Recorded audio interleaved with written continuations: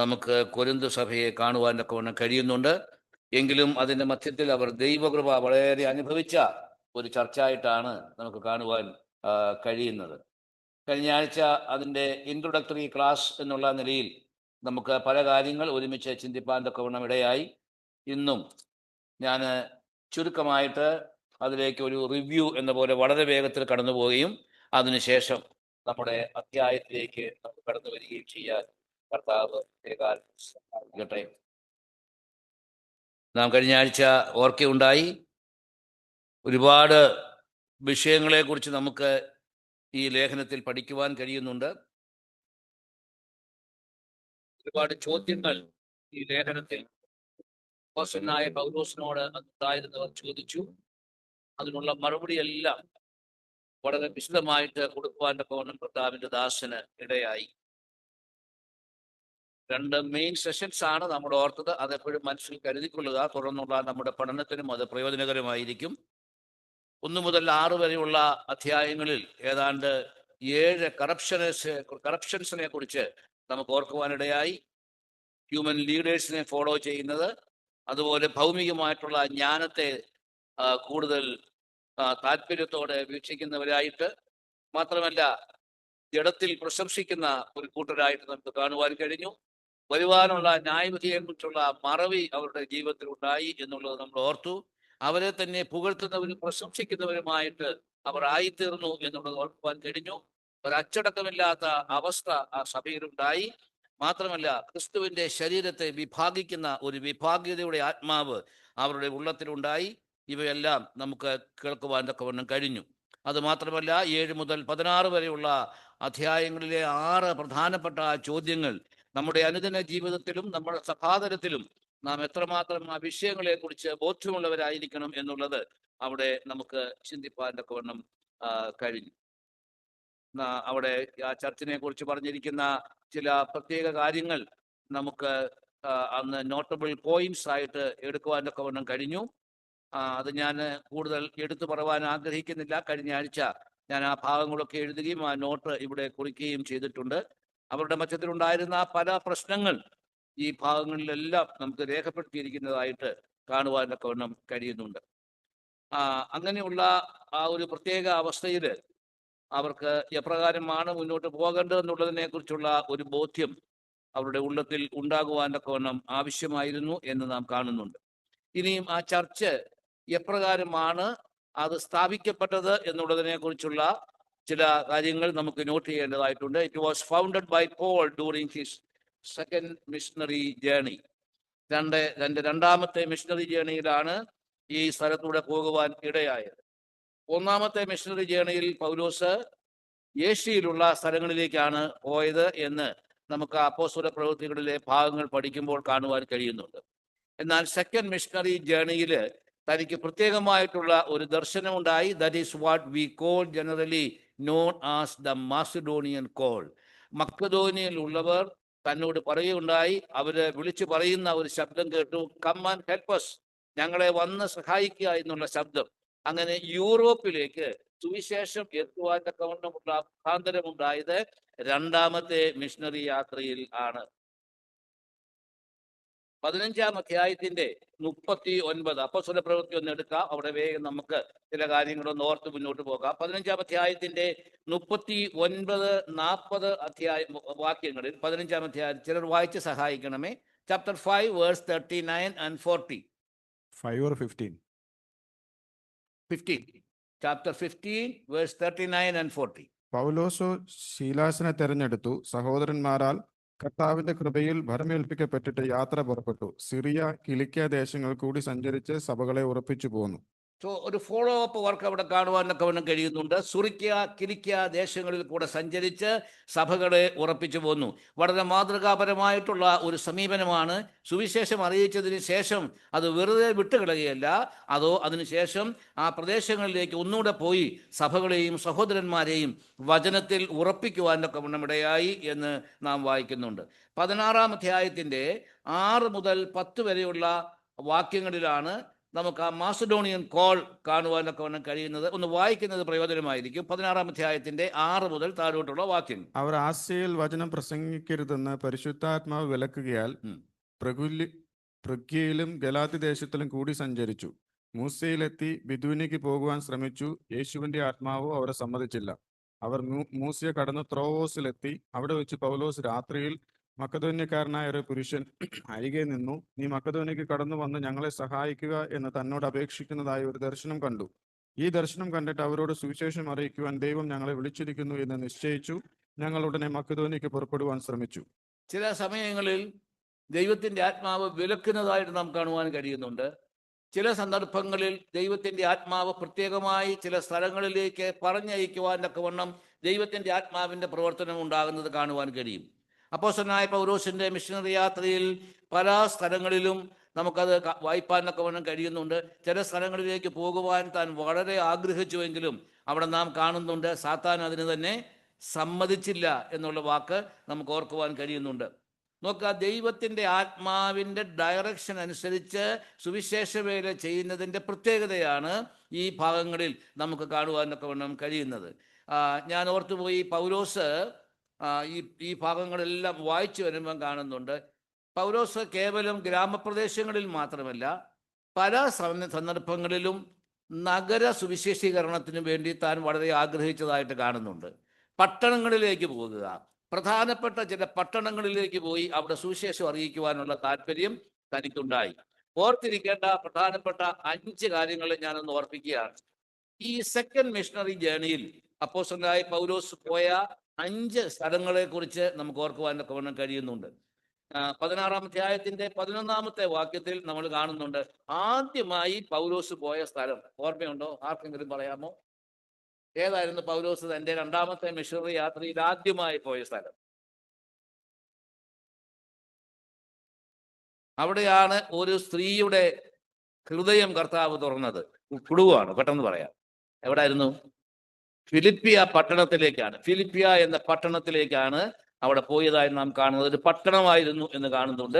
ലുദിയായുടെ ഹൃദയം കർത്താവ് തുറന്നു എന്ന് 16-ാം അധ്യായത്തിന്റെ 11-ാമത്തെ വാക്യത്തിൽ കാണുന്നു. രണ്ടാമതായിട്ട് എവിടാ പോയത്? 17-ാം അധ്യായത്തിന്റെ 1-ാമത്തെ വാക്യം വായിച്ചു. അവർ അംഫിപ്പോലീസിലും അപ്പൊലോനിയയിലും കൂടി കടന്ന് തെസ്സലോനിക്കയിലെത്തി. അവിടെ യഹൂദന്മാരുടെ ഒരു പള്ളി ഉണ്ടായിരുന്നു. അവിടെ രണ്ടാമതായിട്ട് പോയത് തെസ്സലോനിക്കയിലാണ്. ഫിലിപ്പിയിൽ നിന്ന് അപ്പോസ്തലനായ പൗലോസ് തെസ്സലോനിക്കയിലേക്ക് പോയി. ഫിലിപ്പിയിലേക്ക് പോയി ഫിലിപ്പർക്ക് ലേഖനം എഴുതി, അല്ലേ?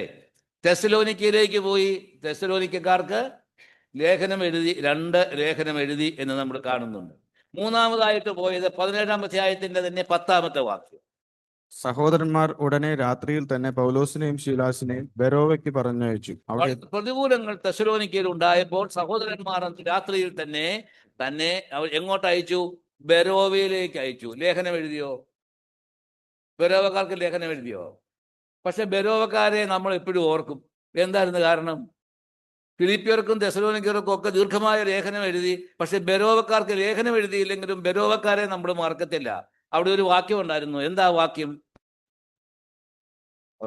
ആ ബെരോവക്കാർക്കുള്ള പ്രത്യേകത എന്താന്ന് ചോദിച്ചാല്, അവരെ വചനം കേട്ടു, വചനം അനുസരിച്ചു. ഇതൊക്കെ ഇങ്ങനെ തന്നെയാണോ എന്ന് തിരുവെഴുത്തുകളെ വർഷത്തിൽ ഒരിക്കൽ അവർ ചിന്തിച്ചു. അങ്ങനാണോ? എന്താ പറഞ്ഞേക്കുന്നേ? അവർ ദിനം പ്രതി പരിശോധിച്ചു കൊണ്ടിരുന്നു. It's an excellent example. നല്ലൊരു മാതൃകയാണ്. എന്താണ്? അവർ ദിനം പ്രതി പരിശോധിച്ചു കൊണ്ടിരുന്നു. നമുക്ക് പഠിക്കാനുള്ളൊരു പാഠമാണ്. ദൈവത്തിന്റെ വചനം ദിനംതോറും വായിക്കുക, ദിനംതോറും അതിന്റെ സത്യങ്ങൾ ഗ്രഹിക്കുക.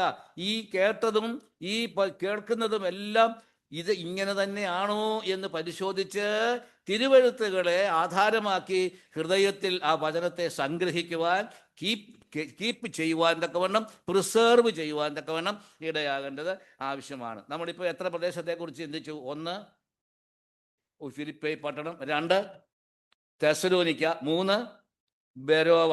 17-ാം അധ്യായത്തിന്റെ 15-ാമത്തെ വാക്യം. പൗലോസിനോട് കൂടെ വഴിത്തുണ പോയവർ അവനെ അഥേനയോളം കൊണ്ടുപോയി. ശീലാസും തിമോത്തിയോസും കഴിയുന്ന വേഗത്തിൽ തന്റെ അടുക്കൽ വരണം എന്നുള്ള കൽപ്പന വാങ്ങി മടങ്ങിപ്പോന്നു. 4-ാമതായിട്ട് പോയ സ്ഥലമാണ് ഏതൻസ്. അഥേന എന്ന സ്ഥലത്തേക്ക് പോകുവാനിടയായി. അതും ഒരു നഗരമായിരുന്നു എന്ന് കാണുന്നുണ്ട്. അവിടെ നമ്മൾ വായിക്കുന്നുണ്ട്, താൻ അവരോട് സംഭാഷിച്ചു, താൻ അവരോട് വാദിച്ചു പോന്നു. എന്താ ഈ വാദിക്കാൻ കാരണം? ഈ വാദം വരുന്നത് എവിടെയാണ്? വാദം വരുന്നത് എവിടെയാണ്?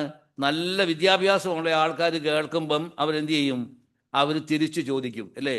തിരിച്ചു ചോദിക്കും. നമ്മൾ കാണുന്നുണ്ട് അവിടെ ചില പ്രത്യേകതകളുണ്ടായി. അവിടെ താൻ തിരുവെഴുത്തുകളെ ആധാരമാക്കി സംസാരിക്കുമ്പോൾ നാം വായിക്കുന്നുണ്ട്, താൻ പുനരുത്ഥാനത്തെക്കുറിച്ച് സംസാരിച്ചു. വാട്ട് ഈസ് ദിസ് പുനരുത്ഥാനം? What is the resurrection? ഇങ്ങനെയുള്ളൊരു ചിന്ത അന്നത്തെ തത്വജ്ഞാനികളിലുണ്ടായി. അവിടെ അഥേനായിൽ കുറെ തത്വജ്ഞാനികളുണ്ടായിരുന്നു.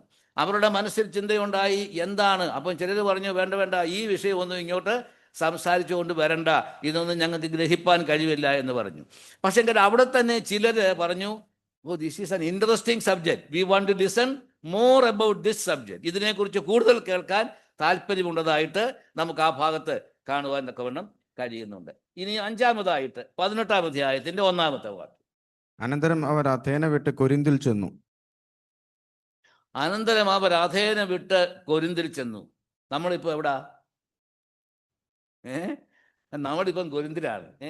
നമ്മളിപ്പം കൊരിന്തിലാണ്. അപ്പം നമ്മൾ ഈ കൊരിന്തിലേക്ക് വരാനായിട്ടാണ് ഇത്രയും കാര്യങ്ങൾ ചിന്തിച്ചത്. ഒന്നുകൂടെ ഒന്ന് ഓർത്തേ, സ്ഥലങ്ങളൊന്ന് ഓർത്തേ. Number 1, number 2, number 3, number 4 Athena, number 5 Corinth. അങ്ങനെ അവർ അഥേന വിട്ട് അവർ കൊരിന്തിൽ ചെന്നു. അങ്ങനെയാണ് 18-ാം അധ്യായം തുടങ്ങുന്നത്. 2-ാമത്തെ മിഷണറി യാത്രയിലാണ് ഈ കാര്യങ്ങളൊക്കെ നമുക്ക് കാണുവാൻ തക്കവണ്ണം കഴിയുന്നത്. അവിടെ വന്നപ്പോൾ അവിടെ ഒരു ഓർഡർ ഉണ്ടായി.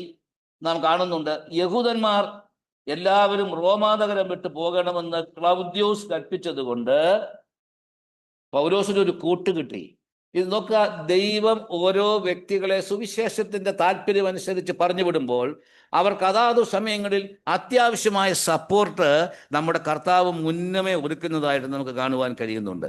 പൗലോസിനോട് കൂടെ നിരന്തരമായിട്ട് a great friendship was established by Paul the apostle with a family. ഏത് ഫാമിലി ആയിരുന്നു അത്? അവിടെ വായിക്കുന്നുണ്ട്, ഇറ്റലിയിൽ നിന്ന് ആ ഇടയ്ക്ക് വന്നവനായി പൊന്തോസ്കാരൻ അക്യുലാസ് എന്നു പേരുള്ള ഒരു യഹൂദനെയും അവൻ്റെ ഭാര്യ പ്രിസ്കില്ലയെയും കണ്ടു. അവരുടെ അടുക്കൽ ചെന്നു. തൊഴിൽ ഒന്നാകൊണ്ട് അവൻ അവരോടുകൂടെ പാർത്ത് വേല ചെയ്തു പോന്നു. ബൈബിളിലെ ഏറ്റവും ശ്രേഷ്ഠമായിട്ടുള്ള ഒരു ഫ്രണ്ട്ഷിപ്പിനെ കുറിച്ചാണ് നമുക്ക് ഇവിടെ കാണുവാനൊക്കെ വേണം കഴിയുന്നത്. ഫ്രണ്ട്ഷിപ്പ് നല്ലതാണ്. എന്നാൽ ആ ഫ്രണ്ട്ഷിപ്പിൽ എപ്പോഴും ഏക മനസ്സ്, ഒരൈക്യ മനോഭാവം, അതുമാത്രമല്ല സുവിശേഷത്തെക്കുറിച്ച് താല്പര്യമുള്ള 2 ഭവനങ്ങൾ തമ്മിൽ ബന്ധപ്പെട്ട് നിരന്തരമായ കമ്മ്യൂണിക്കേഷൻ ഉണ്ടാകുമ്പോൾ അത് വളരെ അനുഗ്രഹിക്കപ്പെട്ട ഒന്നാണ്. അങ്ങനെ വളരെ അത്ഭുതകരമായിട്ട് അവിടെ ഒരു നല്ല സ്നേഹബന്ധം, ഒരു കുടുംബ ബന്ധം സ്ഥാപിക്കുവാൻ തക്കവണ്ണം അവിടെ അപ്പോസ്തലനായ പൗലോസിന് ഇടയായി എന്ന് നാം കാണുന്നുണ്ട്. അവിടെ എല്ലാം സുവിശേഷം അറിയിച്ചു. ചിലർ അവിടെ സ്നാനമേൽക്കുവാൻ തക്കവണ്ണം ഇടയായി. താന് പോയ സ്ഥലങ്ങളിൽ അതിൻ്റെ 18-ാം അധ്യായത്തിൻ്റെ താഴോട്ട് നമ്മൾ വരുമ്പോൾ കാണുന്നുണ്ട്, പൗലോസ് എവിടെ പോയാലും ആദ്യം താൻ ശ്രദ്ധിക്കുന്നത് ഒരു പ്രത്യേക കാര്യമുണ്ട്. എന്താണെന്നറിയാമോ? നമ്മുടെ ഈ ഭാഗങ്ങളൊക്കെ വായിക്കുമ്പോൾ കാണുവാൻ കഴിയും. എവിടെയെങ്കിലും ചെന്നാൽ താൻ ആദ്യം ചിന്തിക്കുന്ന ഒരു കാര്യമുണ്ട്, ഇവിടെ എവിടെയെങ്കിലും ഒരു പ്രാർത്ഥനാ സ്ഥലമുണ്ടോ എന്നുള്ളത് ചിന്തിക്കാറുണ്ട്. അപ്പം മിക്കവാറും നമ്മൾ കാണുന്നുണ്ട്, പോകുന്ന സ്ഥലത്തൊക്കെ ഒരു പ്രാർത്ഥനാ സ്ഥലം, ഒരു പള്ളി അവിടെ ഉണ്ട് എന്ന് കാണുന്നുണ്ട്. അപ്പോൾ ഈ പള്ളിയിൽ പോയി കഴിയുമ്പോൾ മിക്കവാറും ഈ പള്ളിയിൽ പോകുന്നതിൻ്റെ അവസാനം എവിടാ ചെന്നെത്തുന്നതെന്ന് അറിയാമോ? എവിടാ? നമ്മുടെ ഭാഗം കാണുന്നുണ്ട്, ഈ ഉത്സാഹത്തോടെ പള്ളിയിൽ പോകും, ചെന്ന് അവസാനിക്കുന്നത് ഒരു തടവറയിലായിരിക്കും. അങ്ങനെ പലപ്പോഴും കണ്ടിട്ടുള്ളത്. പൗലോസ് പോയി ഒരുപാട് ഉപദ്രവങ്ങൾ സഹിച്ചു. അതിനുശേഷം അവനെ പിടിച്ചു കെട്ടി തടവിൽ കൊണ്ടുപോയി. ഞാൻ ആ വാക്യഭാഗങ്ങളൊന്നും എടുത്ത് വായിപ്പാൻ തക്കവണ്ണം ആഗ്രഹിക്കുന്നില്ല. അങ്ങനെ നമുക്ക് കാണുവാൻ തക്കവണ്ണം കഴിയുന്നുണ്ട്. അങ്ങനെ പോകുന്നുണ്ട്. പിന്നെ താൻ ചെയ്യുന്ന ഒരു കാര്യം, എവിടെയെങ്കിലും ചെന്ന് കഴിഞ്ഞാൽ ആദ്യം നോക്കും യഹൂദനായിട്ടുള്ള ആരെങ്കിലും അവിടെ ഉണ്ടോ എന്നുള്ളത്. നമ്മളും അങ്ങനെ പോകുമ്പോൾ ആദ്യം നമ്മൾ നോക്കും ഒരു പ്രാർത്ഥനാ സ്ഥലം ഉണ്ടോ എന്ന് നോക്കും. എന്നിട്ട് നോക്കും മലയാളികളുള്ള ഏതെങ്കിലും സ്ഥലങ്ങൾ ഉണ്ടോ, അല്ലെങ്കിൽ അവിടുത്തെ ചർച്ച് എന്താണ്, ഇംഗ്ലീഷാണോ മലയാളമാണോ എന്ന് സ്വാഭാവികമായിട്ട് ചോദിക്കുന്ന ഒരു പ്രവണതയുണ്ട്. പൗലോസ് അതുപോലെ തന്നെ. കാരണം പൗലോസ് തൻ്റെ യഹൂദന്മാരായിട്ടുള്ളവരെ താൻ വളരെ സ്നേഹിച്ചു. അവർക്ക് വേണ്ടി എന്തും ചെയ്യുവാൻ്റെ കവണ്ണം താൻ എപ്പോഴും സന്നദ്ധനായിരുന്നു എന്നുള്ളത് കാണുന്നുണ്ട്. അത് തന്നെയാണ് നമുക്ക് ഈ ഭാഗങ്ങൾ വായിക്കുമ്പോൾ കാണുവാൻ കഴിയുന്നത്. 18-ാം അധ്യായത്തിൻ്റെ താഴോട്ട് വരുമ്പോൾ കാണുന്നുണ്ട് ഒരുപാട് എതിർപ്പുകൾ, ഒരുപാട് പൂരങ്ങൾ തനിക്ക് കൊരിന്തിൽ ഉണ്ടാകുവാനിടയായി. ആ കൊരിന്തിൽ ഈ പ്രശ്നങ്ങൾ ഉണ്ടായപ്പോൾ അതിൻ്റെ 9-ാമത്തെ വാക്യത്തിൽ നാം കാണുന്നുണ്ട്. വായിച്ചാട്ടെ, 9-ാമത്തെ വാക്യം, 6-ാമത്തെ വാക്യം, 18-ന്റെ അവർ എതിർ പറയുകയും ദുഷിക്കുകയും ചെയ്യുകയാൽ അവൻ വസ്ത്രം കുടഞ്ഞു, നിങ്ങളുടെ നാശത്തിന് നിങ്ങൾ തന്നെ ഉത്തരവാദികൾ, ഞാൻ നിർമ്മലൻ, ഇനിമേൽ ജാതികളുടെ അടുക്കൽ പോകും എന്ന് അവരോട് പറഞ്ഞു. എന്താ ചെയ്തത്? എതിർപ്പുകൾ വർദ്ധിച്ചപ്പോൾ പൗലോസ് അവരോട് പറഞ്ഞു, I have done my responsibility, ഞാൻ എൻ്റെ ഉത്തരവാദിത്വം നിർവഹിച്ചു. ഇനിയും നിങ്ങൾ ദൈവത്തിന്റെ വചനം കേട്ട് ദൈവത്തിലേക്ക് തിരിഞ്ഞ് മാനസാന്തരപ്പെട്ട് രക്ഷയിലേക്ക് വന്നില്ല എങ്കിൽ it is your responsibility. If you are opposing against me, I will go from here and it is better for me to go to the Gentiles, ജാതികളുടെ, because they are, he felt they are more receptive than the Jews. അപ്പം ജാതികളിലേക്ക് പോയി. നമുക്ക് ഓർക്കുവാൻ കഴിയും, സുവിശേഷം നമ്മുടെ ഇടയിലേക്ക് വന്ന് ഈ സുവിശേഷത്തെ വിശ്വസിപ്പാൻ തക്കവണ്ണം ദൈവം നമുക്ക് ഒരിക്കൽ മുഖാന്തരമൊക്കെ ഇതിൻ്റെ പ്രവൃത്തിയല്ലേ എന്ന് ചിന്തിക്കുവാൻ തക്കവണ്ണം നാം വളരെ കടപ്പെട്ടവരാണ്. ജാതികളായ നമ്മുടെ അടുക്കലും ഈ സുവിശേഷം എത്തുവാനിടയായി. തെസ്സലോനിക്കർക്ക് ലേഖനം എഴുതുമ്പോൾ പൗലോസ് പറയുന്ന ഒരു വാക്കുണ്ട്, ആ സുവിശേഷം നിങ്ങളുടെ അടുക്കലും എത്തി. സുവിശേഷം നിങ്ങളുടെ അടുക്കൽ എത്തി, നിങ്ങൾ അതിനെ ഹൃദയപൂർവ്വം കൈക്കൊണ്ടു എന്നുള്ള ആ സെന്റൻസ് നമുക്ക് ആ ഭാഗത്ത് വായിപ്പാൻ തക്കവണ്ണം കഴിയുന്നുണ്ട്. നമ്മൾ കഴിഞ്ഞ ആഴ്ച ഓർത്തതുപോലെ ഈ പുസ്തകം നാം വളരെ ശ്രദ്ധയോടെ പഠിക്കേണ്ട ഒരു ലേഖനമായിട്ടാണ് നമുക്ക് കാണുവാൻ കഴിയുന്നത്. വെളിപ്പാട് പുസ്തകം 2-ാം അധ്യായത്തിൻ്റെ ഈ 18 മുതൽ 29 വരെയുള്ള വാക്യങ്ങളിൽ തുയത്തൈരയിലെ സഭയെക്കുറിച്ച് അവിടെ കാണുവാൻ കഴിയുന്നുണ്ട്. ഞാൻ ഇന്ന് ആ വാക്യം വായിച്ചപ്പോൾ ഒരു പ്രത്യേക വാക്യം എൻ്റെ മനസ്സിലേക്ക് കടന്നു വന്നു. അതിൻ്റെ 23-ാമത്തെ വാക്യത്തിൽ പറയുന്നുണ്ട്, I am he who searches hearts and mind, ഞാൻ നിങ്ങളുടെ ഉൾപ്പൂവുകളെയും ഹൃദയങ്ങളെയും ആരായുന്നവൻ എന്ന് നിങ്ങൾ അറിയും. ദൈവത്തിന്റെ പ്രത്യേകതയാണ്, നാം ദൈവസന്നിധിയിലിരിക്കുമ്പോൾ ദൈവത്തിന്റെ വചനം വായിക്കുകയും പഠിക്കുകയും ചെയ്യുമ്പോൾ ഓർക്കേണ്ടതാണ് നമ്മുടെ ഉൾപ്പൂവുകളെ അറിയുന്ന. എന്താണ് ഈ ഉൾപ്പൂവെന്ന് ഞാൻ ചിന്തിച്ചു. ഇംഗ്ലീഷിൽ നോക്കിക്കഴിഞ്ഞപ്പോൾ അവിടെ കാണുവാൻ കഴിയും, യുവർ ഹാർട്ട്സ് ആൻഡ് മൈൻഡ്സ്, നമ്മുടെ നിലവുകളെ പോലും അറിയുന്ന നമ്മുടെ കർത്താവ്. അവൻ നമ്മുടെ ഹൃദയങ്ങളെ ആരാഞ്ഞ് അറിയുന്നവനാണ്. He search our heart. നമ്മുടെ ഹൃദയങ്ങളെ നന്നായിട്ട് അറിയുന്ന കർത്താവിൻ്റെ സന്നിധിയിലാണ് നാം ആയിരിക്കുന്നത്. We cannot hide anything from our lord. We should tightly hold the basics of our Christian faith. നമ്മുടെ ക്രിസ്തീയ വിശ്വാസത്തിൻ്റെ ആ പ്രധാനപ്പെട്ട കാര്യങ്ങൾ നാം മുറുകെ പിടിക്കേണ്ടത് ജീവിതത്തിൽ ഏറ്റവും ആവശ്യമാണ്. അവിടെ പറയുന്നുണ്ട്, the deep secrets of Satan, സാത്താൻ്റെ ആഴങ്ങൾ. സാത്താൻ എപ്പോഴും ഒരു ദൈവപൈതലിന്റെ ഹൃദയത്തിന്റെ ആഴത്തിലേക്ക് ചെന്ന് അവന്റെ ബലഹീന വശത്തെ നോക്കുന്നവനാണ്. Satan always want to touch the weaker parts of a believer. നാം എവിടെയാണ് തെറ്റിപ്പോകുവാൻ സാധ്യതയുള്ള നമ്മുടെ ജീവിതത്തിന്റെ ഭാഗം, നമ്മുടെ ജീവിതത്തിന്റെ സ്വഭാവം, അതിൻ്റെ നേച്ചർ എന്തെന്നുള്ളത് മനസ്സിലാക്കി അതനുസരിച്ച് നമ്മുടെ വളരെ സെൻസിറ്റീവായിട്ടുള്ള നമ്മുടെ തോട്ട്സിലേക്ക് കയറി പ്രവേശിക്കുന്നതായിട്ട് നമുക്ക് വചനത്തിൽ സാത്താൻ്റെ ആഴങ്ങൾ എന്നുള്ള വാക്കിൽ കൂടെ നമുക്ക് കാണുവാൻ തക്കവണ്ണം കഴിയുന്നുണ്ട്. നമുക്ക് ഇത്രയും കാര്യങ്ങളാണ് പ്രധാനമായിട്ട് ഇതിൻ്റെ ഇൻട്രൊഡക്ഷനോടുള്ള ബന്ധത്തിൽ ചിന്തിപ്പാൻ തക്കവണ്ണം ഉള്ളത്. ഞാൻ ഇതിൻ്റെ ബാക്ക്ഗ്രൗണ്ട് എഴുതിയിട്ടുണ്ട്, ഒന്നുകൂടെ ഞാൻ വേഗത്തിലൊന്ന് വായിക്കാം. Founded by Paul during his second missionary journey, he leaves on his second trip with Silas. At Lystra, they pick up Timothy. At Troas, Paul receives his Macedonian vision. ഞാൻ ഈ പറഞ്ഞതിൻ്റെ സമ്മറിയാണ്. At Philippi, 3 are saved. From Philippi, Paul moves to Thessalonica. From there to Berea. From Berea to Athens. And from Athens, finally to Corinth. ഇതിൻ്റെ background നമുക്ക് അവിടെ കാണുവാൻ കഴിയുന്നു. Paul meets Aquila, a Jew, and Priscilla, one of the important friendship of the New Testament. Paul called them his fellow workers. റോമാലേഖനത്തിൽ നമ്മൾ വായിക്കുന്നുണ്ട്, അക്വിലായും പ്രിസ്കയും അവരുടെ കഴുത്ത് എനിക്ക് വേണ്ടി വെച്ചു കൊടുപ്പാൻ സമ്മതിച്ചു കൊടുത്തവരായിരുന്നു. We don't know exactly the background where if they were really being martyred or not, we are not sure, but the sentence mentions there that they had risked their own necks for the life of Paul. Crispus, the chief ruler of the synagogue, ശ്രദ്ധിക്കുക, Crispus അതിന് 18-ാം അധ്യായത്തിന്റെ 8-ാമത്തെ വാക്യത്തിൽ കാണുന്നുണ്ട്, chief ruler of the synagogue Crispus. Paul stayed 18 months in Corinth before departing. 18 മാസം 1.5 വർഷം പൗലോസ് കൊരിന്തിൽ ഉണ്ടായിരുന്നു. Apollos then pastored the Corinthian church. Corinth സഭയെ പിന്നെ അപ്പൊല്ലോസ് ആണ്. അപ്പൊല്ലോസിനെ കുറിച്ച് നമുക്കറിയാം. നമുക്ക് പ്രത്യേകിച്ച് കാണുവാൻ കഴിയുന്നത് അപ്പൊല്ലോസ് വളരെ ശക്തനായ ഒരു പ്രഭാഷകനായിരുന്നു, വാഗ്വൈഭവവും സാമർഥ്യമുള്ളവനായിരുന്നു എന്ന് അപ്പൊല്ലോസിനെ കുറിച്ച് കാണുന്നുണ്ട്.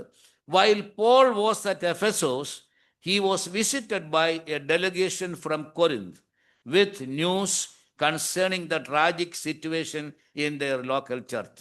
സഭയിൽ ഉണ്ടാകുന്ന ചില പ്രശ്നങ്ങളെക്കുറിച്ച്, അവരുടെ മധ്യത്തിൽ ഉണ്ടായിരുന്ന ചില പ്രോബ്ലംസിനെ കുറിച്ച് പൗലോസിനോട് അറിയിക്കുവാൻ തക്കവണ്ണം അവിടെ ഉണ്ടായിരുന്ന ഒരു ഡെലിഗേഷൻ കടന്നുപോയി എന്നാണ് കാണുന്നത്. ഇന്ന് നമുക്ക് അങ്ങനെ പോകാൻ ഒരു സ്ഥലവും ഇല്ലല്ലേ, പോകേണ്ട ആവശ്യവും ഇല്ലല്ലേ. ഒരുപാട് പ്രശ്നങ്ങളൊക്കെ ഉണ്ട്, പക്ഷെങ്കിൽ where we will take all these problem, we have a place ഇല്ലേ. നമുക്ക് നമ്മുടെ സഭകളിൽ ഉണ്ടാകുന്ന പ്രശ്നങ്ങൾ, സംശയങ്ങൾ, അഭിപ്രായ വ്യത്യാസങ്ങൾ, വിഭാഗീയത, പക്ഷാഭേദം, ഇതിനെല്ലാം നമ്മൾ ചെല്ലേണ്ട ഒരു സ്ഥാനമുണ്ട്. എവിടാണ്? കൃപാസനത്തിൻ്റെ അടുത്തേക്ക് ചെല്ലുവാൻ. തക്ക സമയത്ത് കൃപ പ്രാപിക്കേണ്ടതിന് കൃപാസനത്തിലേക്ക് ചെന്ന് എല്ലാ പ്രശ്നങ്ങളും കർത്താവിൽ സമർപ്പിക്കുവാൻ തക്കവണ്ണം നമുക്ക് ഇടയാകേണ്ടത് ആവശ്യമാണ്. So Paul was very upset, he was very much disappointed, and we see him with a heavy heart. Paul sits down and writes what's going on. കഴിഞ്ഞ പ്രാവശ്യം നമ്മൾ ഓർക്കുണ്ടായി പൗലോസ് ഒന്നിലധികം ലേഖനങ്ങൾ ഇടയായി. 3-4 എന്ന് ചിന്തിപ്പാൻ തക്കവണ്ണം ഇടയായി. 3 ആയാലും 4 ആയാലും 2-ൽ കൂടുതൽ പൗലോസ് എഴുതിയിട്ടുണ്ട് എന്ന് നമുക്ക് ചിന്തിപ്പാൻ തക്കവണ്ണം കഴിയുന്നുണ്ട്. ഞാൻ ആ ഭാഗം ഒന്നുകൂടെ ഒന്ന് നോക്കുവാൻ തക്കവണ്ണം ഇടയായി. എല്ലാ പ്രത്യേക വാക്യങ്ങളിൽ കൂടെ നമ്മൾ നോക്കുമ്പോൾ താന് 4 ലേഖനങ്ങൾ എഴുതിയതായിട്ട് 2 ലേഖനങ്ങളെക്കുറിച്ചുള്ള വിശദമായ വാക്യങ്ങൾ നമുക്കില്ല. എന്നാൽ 1 കൊരിന്ത്യൻസും 2 കൊരിന്ത്യൻസും ഇത് 2 ലേഖനങ്ങൾ കൂടാതെ മറ്റ് 2 ലേഖനങ്ങൾ താൻ എഴുതി. ഞാൻ അതിൻ്റെ റെഫറൻസ് കഴിഞ്ഞ ആഴ്ച ഒന്ന് പറയുകയുണ്ടായി. 1 കൊരിന്ത്യൻസ് ചാപ്റ്റർ 5 വേഴ്സ് 9 താൻ വളരെ ദുഃഖിതനായിട്ട് അധാർമികത ഉണ്ടായ 5-ാമത്തെ അധ്യായത്തിൽ ആ വ്യക്തിയെ എങ്ങനെ കൈകാര്യം ചെയ്യണം എന്നുള്ളതിനെക്കുറിച്ച് പൗലോസ് ഒരു എഴുത്ത് അയക്കുന്നതായിട്ട് നമുക്ക് കാണുവാൻ കഴിയുന്നുണ്ട്. ഒരു ലേഖനമെന്ന് പറയുകയല്ല, ഒരു ലെറ്റർ താൻ അയക്കുന്നതായി വായിക്കുന്നുണ്ട്. 2 കൊരിന്ത്യൻസ് ചാപ്റ്റർ 2 വേഴ്സ് 3 and 4 അവിടെയും നമുക്ക് അതുപോലെ കാണുവാൻ കഴിയുന്നുണ്ട്. മറ്റൊരു എഴുത്ത് തീത്തോസിൻ്റെ കയ്യിൽ കൊടുത്തയച്ചു. തീത്തോസ് ആ ലെറ്റർ കൊണ്ടുവരികയും അതിൻ്റെ മറുപടിയായിട്ട് തീത്തോസ് കൊണ്ടുപോവുകയും ചെയ്യുന്നത് നമുക്ക് കാണുവാൻ കഴിയുന്നുണ്ട്. 2 കൊരിന്ത്യൻസിലെ ഒരു വാക്യം നമുക്ക് വായിക്കാം. 7-ാം അധ്യായം അതിൻ്റെ 6 മുതൽ 10 വരെയുള്ള വാക്യങ്ങൾ. 2 കൊരിന്ത്യൻസ് ചാപ്റ്റർ 7 വേഴ്സ് 6 to 10. എങ്കിലും എളിയവരെ ആശ്വസിപ്പിക്കുന്ന ദൈവം തീത്തോസിന്റെ വരവിനാൽ ഞങ്ങളെ ആശ്വസിപ്പിച്ചു. അവന്റെ വരവിനാൽ മാത്രമല്ല, അവന് നിങ്ങളെക്കൊണ്ട് ലഭിച്ച ആശ്വാസത്താലും കൂടെ. നിങ്ങളുടെ വാഞ്ചയും നിങ്ങളുടെ വിലാപവും എനിക്കായുള്ള നിങ്ങളുടെ എരിവും ഞങ്ങളോട് അറിയിച്ചതിനാൽ തന്നെ അതുകൊണ്ട് ഞാൻ അധികമായി സന്തോഷിച്ചു. ഞാൻ ലേഖനത്താൽ നിങ്ങളെ ദുഃഖിപ്പിച്ചു എന്ന് വരികിലും ഞാൻ അനുതപിക്കുന്നില്ല. ഈ ലേഖനം നിങ്ങളെ കുറച്ചു നേരത്തെങ്കിലും ദുഃഖിപ്പിച്ചു എന്ന് കാണുന്നത് കൊണ്ട് മുമ്പേ അനുതപിച്ചു എങ്കിലും ഇപ്പോൾ ഞാൻ സന്തോഷിക്കുന്നു. നിങ്ങൾ ദുഃഖിച്ചതിനാലല്ല, മാനസാന്തരത്തിനായി ദുഃഖിച്ചതിനാൽ അത്രേ നിങ്ങൾക്ക് ഞങ്ങളാൽ ഒന്നിലും ഛേദം വരാത്തവണ്ണം ദൈവഹിതപ്രകാരമല്ലോ നിങ്ങൾ ദുഃഖിച്ചത്. ദൈവഹിതപ്രകാരമുള്ള ദുഃഖം അനുതാപം വരാത്ത മാനസാന്തരത്തെ രക്ഷയ്ക്കായി ഉളവാക്കുന്നു. ലോകത്തിന്റെ ദുഃഖമോ മരണത്തെ ഉളവാക്കുന്നു. നമുക്ക് അവിടെ പ്രത്യേകം പറഞ്ഞിട്ടുണ്ട്. ചില വേദഭാഗങ്ങൾ വായിക്കുമ്പോൾ, ചില ദൈവത്തിന്റെ വചനം ദൈവം നമ്മെ പരിശുദ്ധാത്മാവിനാൽ ഓർപ്പിക്കുമ്പോൾ നമുക്ക് ഉണ്ടാകുന്നത് നല്ലതാണോ തീയതാണോ? അത് നല്ലതാണല്ലേ. നമുക്ക് ദൈവത്തിൻ്റെ ആത്മാവ് നമ്മെ ചില ലേഖനങ്ങളിൽ കൂടെ, നാം പഠിക്കുന്ന കേൾക്കുന്ന ആലോചനകളിൽ കൂടെ നമ്മുടെ ഹൃദയത്തിന് ദുഃഖമുണ്ടാകുന്നുവെങ്കിൽ, ആ ദുഃഖം നമ്മെ അനുതാപത്തിലേക്ക് നയിക്കുന്നുണ്ടെങ്കിൽ, ആ അനുതാപം നമ്മുടെ മാനസാന്തരത്തിനും നമ്മുടെ തിരിച്ചുവരവിനും കാരണമാകുന്നുണ്ടെങ്കിൽ, ചില ലേഖനങ്ങൾ നമ്മെ ദുഃഖിപ്പിക്കുന്നത് അത് പ്രയോജനമാണ്. ഇവിടെ പറയുകയാണ്, തീത്തോസിൻ്റെ വരവിനാൽ ഹൃദയങ്ങൾ ആശ്വസിക്കുവാനിടയായി. കാരണം തീത്തോസ് കൊണ്ടുവന്ന ഒരു ലെറ്റർ വളരെ ശക്തമായിട്ടുള്ള ഒന്നാണ് എന്ന് നമുക്ക് ഈ ഭാഗത്ത് നിന്ന് മനസ്സിലാക്കുവാൻ കഴിയും. ദൈവഹിതപ്രകാരമുള്ള ദുഃഖം അനുതാപം വരാത്ത മാനസാന്തരത്തെ രക്ഷയ്ക്കായിട്ട് ഉളവാക്കുന്നു. ഇത് വളരെ ശ്രദ്ധിക്കേണ്ട ഒരു വാക്യഭാഗമാണ്, ധ്യാനിക്കേണ്ട ഒരു വാക്യഭാഗമാണ് എന്നുള്ളതും കൂടെ ഞാൻ ഓർപ്പിക്കുകയാണ്. അപ്പോസ്തലരുടെ പ്രവൃത്തി 18-ാം അധ്യായത്തിൻ്റെ 5 മുതൽ 11 വരെയുള്ള വാക്യങ്ങളിലാണ് നാം ചിന്തിച്ച ഈ കാര്യങ്ങൾ. ഒന്നുകൂടി ഞാൻ വേഗത്തിൽ പറയാം. He reach the house of Titus Justus. അവിടെ നിന്ന് പോകുകയാണ്. അവിടെ നിന്ന് പോകുമ്പോൾ ദൈവത്തിൻ്റെ ആത്മാവ് അവനോട് പറയുകയുണ്ടായി. 9-10 വാക്യങ്ങളിൽ കാണുന്നു, ഡു നോട്ട് ബി അഫ്രൈഡ്. പൗലോസേ, നീ ഭയപ്പെടേണ്ട. Keep on speaking. നീ സംസാരിച്ചു കൊണ്ടേയിരിക്കുക. Do not be silent. നിശബ്ദമായിരിക്കണ്ട. I am with you. ഞാൻ നിന്നോട് കൂടെ ഉണ്ട്. സുവിശേഷത്തിനായിട്ട് ദൈവം തൻ്റെ ജനത്തെ പറഞ്ഞയക്കുമ്പോൾ, ഒരു വ്യക്തിയെ ദൈവത്തിൻ്റെ വചനവുമായിട്ട് അയക്കുമ്പോൾ ദൈവം അവരോട് കൂടെ ഉണ്ട്. നമുക്കറിയാം, the message of the great commission in Matthew chapter 28. Mathai സുവിശേഷം 28-ാം അധ്യായത്തിലെ ആ ഗ്രേറ്റ് കമ്മീഷനിൽ പറയുന്നുണ്ട്. എന്താണ് പറയുന്നത്?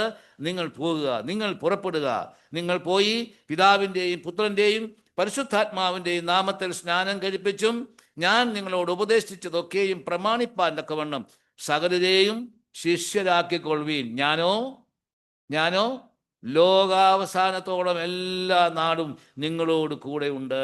I am with you always because I got the power and authority over all the earth. ഞാൻ സകല ഭൂമിയിലും, സ്വർഗത്തിലും ഭൂമിയിലും സകല അധികാരവും എനിക്ക് നൽകപ്പെട്ടിരിക്കുന്നു എന്ന് പറഞ്ഞാണ് ആ ഗ്രേറ്റ് കമ്മീഷനിൽ അനേക സ്ഥാനങ്ങളിലേക്ക് കർത്താവ് തൻ്റെ ശിഷ്യന്മാരെ അയക്കുന്നത് എന്ന് കാണുന്നു. ഇവിടെ നാം കാണുന്നുണ്ട്, പൗലോസിനോട് പറയുകയാണ്, no one is going to attack and harm you. നിന്നെ ആരും ഉപദ്രവിക്കുകയില്ല. I have many people in this city.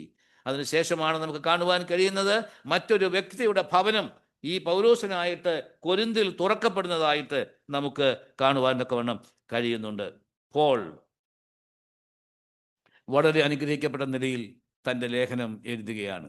കൊരിന്ത്യർക്ക് ലേഖനം എഴുതുകയാണ്. നോട്ട് 1, 2, 3, 16 + 13 കഴിഞ്ഞ ആഴ്ച നമ്മൾ ചിന്തിച്ചു. എത്ര അധ്യായം എഴുതി? എത്ര അധ്യായമാണ് ടോട്ടൽ? പറഞ്ഞാട്ട് ഓർക്കെ. എന്തോ ഉറക്കെ പറയുന്നേ. 29 chapters consisting of several beautiful verses and thoughts and paragraphs. ഒത്തിരി കാര്യങ്ങൾ. Paul apostle of Christ Jesus. നമുക്ക് നോക്കാം. 1-ാം അധ്യായത്തിലേക്ക് നമുക്ക് വരാം. ഇവിടെ 3-4 വാക്കുകൾ പറഞ്ഞിട്ടുണ്ട്. 1 മുതൽ 3 വരെയുള്ള വാക്യങ്ങൾ ഒന്ന് വായിച്ചാട്ട്. ദൈവേഷ്ടത്താൽ യേശുക്രിസ്തുവിന്റെ അപ്പോസ്തലനായി വിളിക്കപ്പെട്ട പൗലോസും സഹോദരനായ സൊസ്തനോസും കൊരിന്തിലുള്ള ദൈവസഭയ്ക്ക്, ക്രിസ്തുയേശുവിൽ വിശുദ്ധീകരിക്കപ്പെട്ടവരും അവിടെയും ഇവിടെയും എവിടെയും നമ്മുടെ കർത്താവായ യേശുക്രിസ്തുവിന്റെ നാമത്തെ വിളിച്ചപേക്ഷിക്കുന്ന ഏവരോടും കൂടി വിളിക്കപ്പെട്ട വിശുദ്ധന്മാരുമായവർക്ക് തന്നെ എഴുതുന്നത്, നമ്മുടെ പിതാവായ ദൈവത്തിൽ നിന്നും കർത്താവായ യേശുക്രിസ്തുവിൽ നിന്നും നിങ്ങൾക്ക് കൃപയും സമാധാനവും ഉണ്ടാകട്ടെ. വളരെ അനുഗ്രഹിക്കപ്പെട്ട ഒരാശംസയോടുകൂടിയാണ് സാധാരണയായി പൗലോസിൻ്റെ ലേഖനങ്ങളൊക്കെ നമുക്ക് കാണുവാൻ കഴിയുന്നത്. The same style, the same pattern is used here also. പ്രത്യേകിച്ച് ഞാൻ ഇവിടെ നോട്ട് ചെയ്തിരിക്കുന്ന ഈ വാക്കുകളൊന്ന് ശ്രദ്ധിക്കുക. Paul apostle of Christ Jesus. അപ്പോസ്റ്റലനായ Paulose by the will of God, ദൈവേഷ്ടത്താൽ അപ്പോസ്റ്റലനായി തീർന്നവൻ. നാം മറ്റൊരു ലേഖനത്തിൽ വായിക്കുന്നുണ്ട്, മനുഷ്യരാലല്ല, മനുഷ്യൻ്റെ ഇഷ്ടത്താലുമല്ല, ദൈവത്തിൻ്റെ ഇഷ്ടത്താൽ വിളിച്ച് വേർതിരിക്കപ്പെട്ട അപ്പോസ്റ്റലനായ പൗലോസ് തന്നെ കുറിച്ച് പറയുകയാണ്. Not by the men, not by the will of many men. ഒരു മനുഷ്യൻ്റെയും ഇഷ്ടത്താലല്ല, ദൈവത്തിൻ്റെ ഇഷ്ടത്താൽ. കഴിഞ്ഞ ആഴ്ച നാം ചിന്തിച്ചതുപോലെ ദൈവം തന്നെ വളരെ പ്രത്യേകമായിട്ട് വിളിച്ചു. ദൈവത്തിൻ്റെ ഇഷ്ടമായിരുന്നു തർസോസുകാരനായ ശൗൽ പൗലോസായി രൂപാന്തരപ്പെടേണ്ടത് കർത്താവിൻ്റെ ആവശ്യമായിരുന്നുവെന്ന് നമുക്കവിടെ കാണുവാൻ കഴിയുന്നു.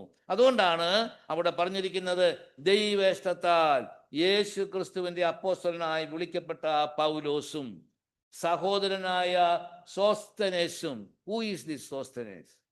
സോസ്തനേസിന് ഇവിടെയുള്ള പ്രാധാന്യം എന്താ? സാധാരണയായിട്ട് കാണുന്ന വ്യക്തികൾ സീലാസ് ആണ്, സൈലസ് ആണ്, അല്ലെങ്കിൽ തിമോത്തിയാണ്. സോസ്തനേസ് ആരാണ്? നമുക്ക് നോക്കാം. അപ്പോസ്തല പ്രവൃത്തി 18-ാം അധ്യായത്തിൽ നാം ഈ ഭാഗത്ത് കാണുന്നുണ്ട്. അതിൻ്റെ 16-ാമത്തെ വാക്യം. 18-ാം അധ്യായത്തിന്റെ 16-ാമത്തെ വാക്യം. അവരെ ന്യായാസനത്തിൽ നിന്ന് പുറത്താക്കി എല്ലാവരും പള്ളിപ്രമാണിയായ സോസ്ഥനേസിനെ പിടിച്ചു ന്യായാസനത്തിന്റെ മുമ്പിൽ വെച്ച് അടിച്ചു. ഇതൊന്നും ഗല്ലിയോൻ കൂട്ടാക്കിയില്ല. നോക്കുക, അടികൊണ്ട ഒരു വ്യക്തി. നമ്മൾ നോക്കുക, പള്ളിപ്രമാണിയായ സോസ്തനേസിനെ പിടിച്ചു. സോസ്തനേസ് അല്പം സപ്പോർട്ട്, അല്പം ഫേവർ പൗലോസിന് കാണിച്ചു ആ പ്രതികൂലത്തിന്റെ കാറ്റുകൾ ഏറി വന്നപ്പോൾ. ഇവിടെ നമുക്ക് നോക്കാം, ഈ സോസ്തനേസിന് എന്ത് സംഭവിച്ചു? സോസ്തനേസിന്റെ ഉള്ളിൽ ദൈവത്തിന്റെ വചനമാകുന്ന വിത്ത് കടന്നു. ആ വിത്ത് വളർന്നു, അത് പടർന്നു, അത് അനുഗ്രഹിക്കപ്പെട്ട നിലയിൽ പോയി. പൗലോസ് കൊരിന്തിൽ നിന്ന് പോയതിനു ശേഷവും സോസ്തനേസിന്റെ ഹൃദയത്തിൽ വീണ ദൈവത്തിന്റെ വചനം അത് വളരുവാൻ തക്കവണ്ണം ഇടയായി. നാം ഇവിടെ കാണുന്നു, ഈ സോസ്തനേസ് now when Paul starts to write this letter, Sosthenes is together with him. Oh, what a wonderful way God is taking care of his people. എത്ര അത്ഭുതകരമായിട്ടാണ് ദൈവം ചിലരെ വിളിച്ചു വേർതിരിക്കുന്നത്. സോസ്തനേസിനെ കുറിച്ച് നാം കാണുന്നത്, സോസ്തനേസിനെ അന്ന് പിടിച്ച് ന്യായാസനത്തിന്റെ മുമ്പിൽ വെച്ച് അടിച്ചു. അടികൊണ്ട സോസ്തനേസ് അതിനുശേഷം സുവിശേഷത്തിന്റെ ഒരു സാക്ഷിയായി നിൽക്കുവാൻ, പൗലോസിനോട് ഒന്നിച്ചു പോകുവാൻ, പ്രവർത്തിക്കുവാൻ ഇടയായി എന്നുള്ളത് വളരെ അത്ഭുതകരമായിട്ടുള്ള ഒരു കാര്യമാണ്. ഇവിടെ നമുക്കതാണ് സോസ്തനേസിനെ കാണുവാൻ കഴിയുന്നത്. പൗലോസും സോസ്തനേസും. Sosthenes is the one who the synagogue leader who was beaten at that time. പറയുകയാണ് ഗ്രേസ് ആൻഡ് പീസ്. നാം ഇന്ന് ദൈവത്തിന്റെ സന്നിധിയിൽ ഇരിക്കുമ്പോൾ, ദൈവവചനത്തിൻ്റെയും ദൈവസന്നിധിയിലും ഇരിക്കുമ്പോൾ ഉണ്ടാകുന്ന രണ്ട് വലിയ അനുഗ്രഹങ്ങളാണ് നമുക്ക് കാണുവാൻ കഴിയുന്നത്. ഒന്ന് കൃപ, ആ കൃപയിൽ നിന്ന് ലഭിക്കുന്ന സമാധാനം, ഗ്രേസ് ആൻഡ് പീസ്. നാം ഈ ലോകത്തിന് വെളിയിലേക്ക്, ഈ സഭാഹോളിന് വെളിയിലേക്ക് നമുക്ക് പോകുമ്പോൾ നമുക്കറിയാം, ഒരുപാട് അനിഷ്ട സംഭവങ്ങൾ നിറഞ്ഞു നിൽക്കുന്ന ഒരു അന്തരീക്ഷത്തിലാണ്. ന്യൂസുകൾ വായിക്കുമ്പോൾ നമ്മെ വളരെ ബുദ്ധിമുട്ടിക്കുന്ന അനേക സംഭവങ്ങൾ ദിനംതോറും നമ്മൾ കണ്ടും കേട്ടുകൊണ്ടിരിക്കുകയാണ്. എന്തൊക്കെ വാർത്തകളാണ് വന്നുകൊണ്ടിരിക്കുന്നത്! ഒരിക്കൽ പോലും ഒരു മനുഷ്യന്റെ ചിന്തയിൽ കടന്നു വരുവാൻ സാധ്യമല്ലാത്ത അനേക അപകടങ്ങൾ, അനർത്ഥങ്ങൾ, അനേക നിലയിലുള്ള തട്ടിപ്പുകൾ നമുക്ക് കാണുവാനൊക്കെ വണ്ണം കഴിയുന്നുണ്ട്. അതിൻ്റെ മധ്യത്തിൽ കൃപയും സമാധാനവും അനുഭവിക്കുന്ന മനോഹരമായ ഒരു വേദിയാണ് ദൈവത്തിന്റെ സന്നിധിയിൽ ഇരിക്കുക. ദൈവമക്കൾ ഒന്നിച്ച് ചേർന്നിരിക്കുക, ഐക്യമായിട്ട് നിൽക്കുക, ദൈവ സ്നേഹത്തിൽ അന്യോന്യം സൂക്ഷിക്കുന്ന ആ മനോഭാവത്തിലേക്ക് കടന്നു വരിക. അതാണ് ഇവിടെ കാണുന്നത്, grace and peace from and to, from Paul to the church at Corinth. നമ്മൾ ഓർത്തതുപോലെ ഒരു വിക്കറ്റ് പ്രദേശത്ത്, ദുഷ്ടത നിറഞ്ഞ ഒരു പട്ടണത്തിൽ, ഒരു ബിസിനസ് സെന്ററിൽ ഒരു സഭയുണ്ടാകുവാൻ തക്കവണ്ണം മുഖാന്തരമായി തീർന്ന അപ്പോസ്തലനായ പൗലോസിന്റെ ആ വലിയ കമ്മിറ്റ്മെന്റ് നമുക്ക് ഈ ഭാഗങ്ങളിൽ കാണുവാൻ തക്കവണ്ണം കഴിയുന്നുണ്ട്.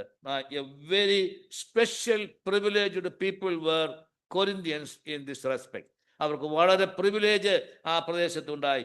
Those who enjoy the fellowship together, ഒന്നിച്ച് കൂട്ടായ്മ അനുഭവിക്കുന്ന മനോഹരമായ ഒരു സ്ഥാനം. Together with all those everywhere. നമ്മുടെ കാണുന്നുണ്ട്, ഇത് കൊരിന്ത്യർക്ക് മാത്രമല്ല, അവിടെയും ഇവിടെയും എവിടെയും എന്ന് പറഞ്ഞാൽ നമുക്ക് പ്രത്യേകിച്ച് ഇത് കാണുവാൻ തക്കവണ്ണം കഴിയുന്നുണ്ട്.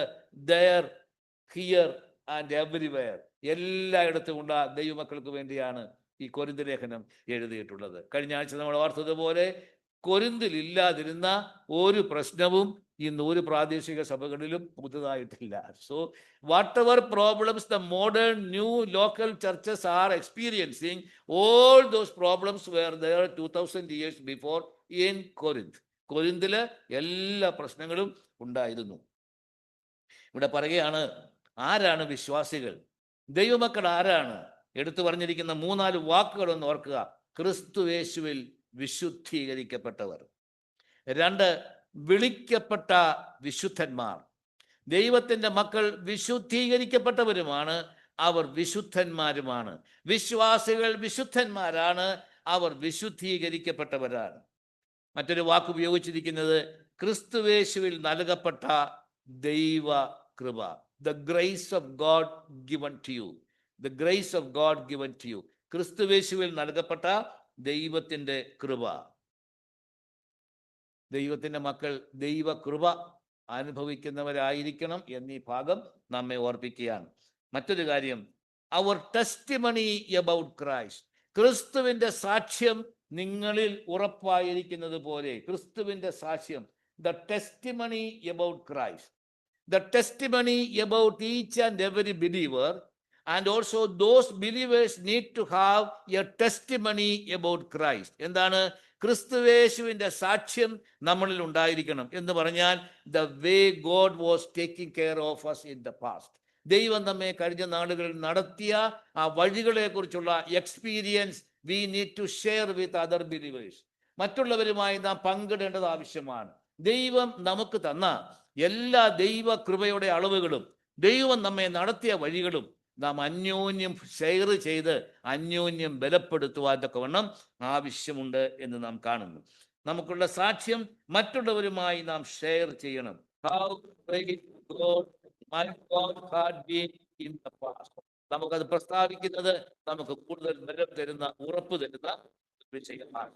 മറ്റൊന്ന് നാം ഗുരുത്തിലേക്ക് കാണുന്നത്, അവിടെ വായിക്കുന്നത് യേശുക്രിസ്തുവിന്റെ നാമത്തെ വിളിച്ചപേക്ഷിക്കുന്ന ഏവരോടും കൂടെ എഴുതുന്നത് നമ്മുടെ പിതാവായ ദൈവത്തിൽ നിന്നും കർത്താവായ ക്രിസ്തു യേശുവിൽ നിന്നും നിങ്ങൾക്ക് കൃപയും സമാധാനവും ഉണ്ടാകട്ടെ.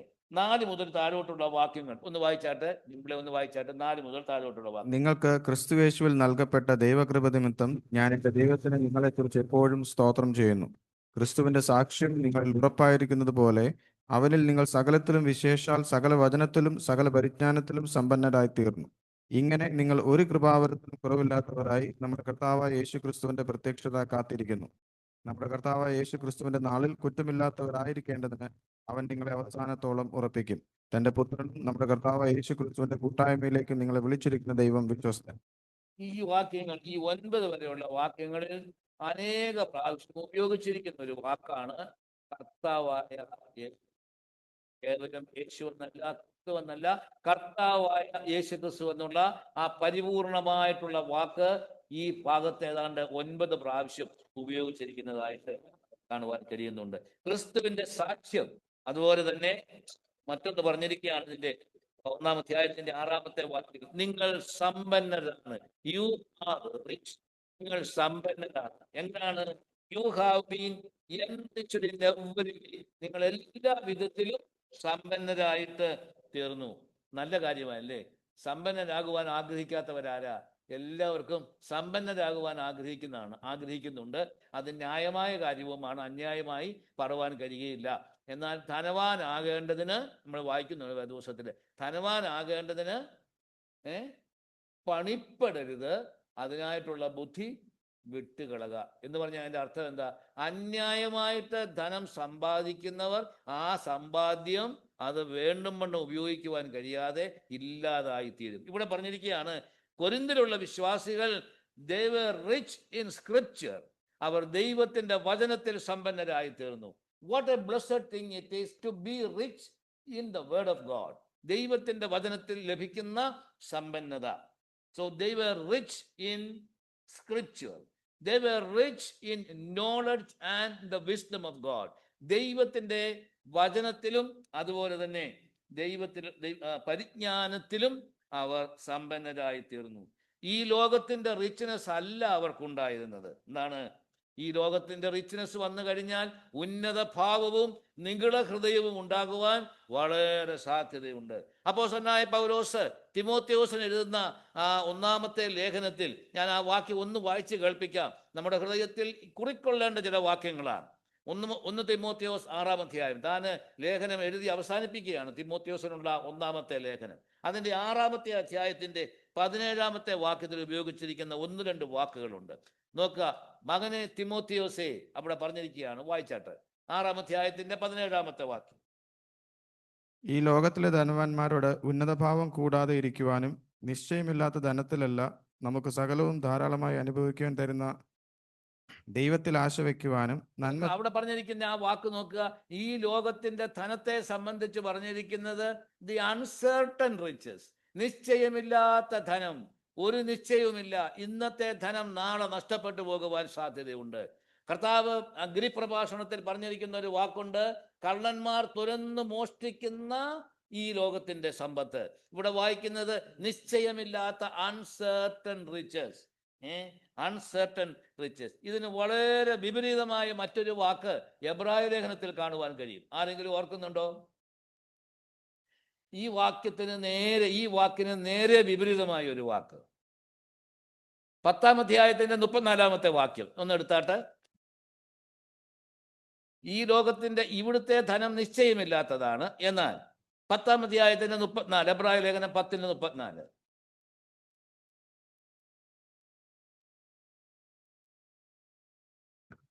എടുത്തൊരു പത്തിന്റെ വായിച്ചു. 10:34. 10:34. തടവുകാരോട് നിങ്ങൾ സഹതാപം കാണിച്ചതല്ലാതെ സ്വർഗത്തിൽ നിലനിൽക്കുന്ന ഉത്തമ സമ്പത്ത് നിങ്ങൾക്കുണ്ട് എന്നറിഞ്ഞ് അപ്പൊ സ്വർഗത്തിലെ സമ്പത്ത് എന്താണ്? അത് നിലനിൽക്കുന്ന സമ്പത്താണ്, ഉത്തമ സമ്പത്താണ്. ഉപയോഗിച്ചിരിക്കുന്ന വാക്ക് the better and the lasting possession. Lasting possession, നിലനിൽക്കുന്ന ഉത്തമ സമ്പത്ത് സ്വർഗത്തിൽ ഉണ്ട് എന്ന് നാം അറിയേണ്ടത് ആവശ്യമാണ്. അതുകൊണ്ട് ഈ ലോക ജീവിതത്തിൽ ധനം കുറഞ്ഞാലും ജീവിതത്തിലെ പ്രാരാബ്ധങ്ങളൊക്കെ നമ്മുടെ ജീവിതത്തിൽ ഉണ്ടെങ്കിലും ആഗ്രഹിക്കുന്ന ധനം നമുക്കില്ലെങ്കിലും നാം എപ്പോഴും ഓർത്തിരിക്കേണ്ടതാണ്, ഞാൻ ക്രിസ്തുവിന്റെ വചനത്തിൽ സമ്പന്നനായി, ദൈവത്തിന്റെ പരിജ്ഞാനത്തിൽ സമ്പന്നനായി ഞാൻ നിൽക്കുമ്പോൾ എനിക്ക് എന്തുണ്ട്?